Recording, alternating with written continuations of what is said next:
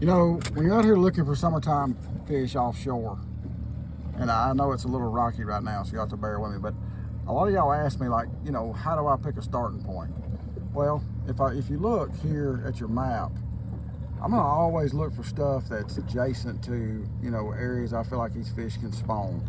And that's exactly what I have here. If I have, you know, I have 2 spawning bays here, and then out here I have a big defined creek channel, and there's actually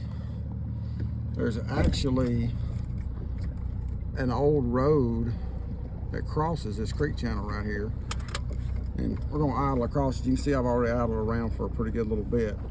When I idle around out here and look, y'all are going to get seasick trying to watch this.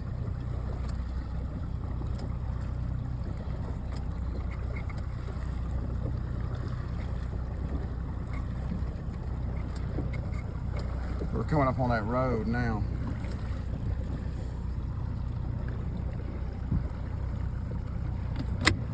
But right here, there's the old bridge. You can see that's the bridge, and then that's where it starts to come up shallower. And you can see up here, you can see all this hard spot. This is an ideal place to look for summertime bass.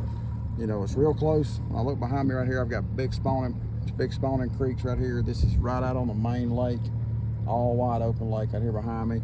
But this is kind of the first place these fish will come to offshore. A lot of times they'll stay on these places all summer long if there's food present. But that's just, you know, using your map and using your all your sonar.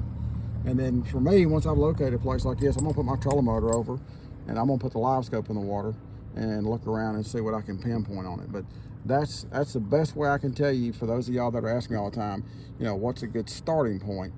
That's as good a starting point as I can show you. Look for places that are, you know, kind of no-brainers. They spawn right here, they'll summer right here, and once you figure out a depth these fish are in, then you can take it and start expanding all over the lake.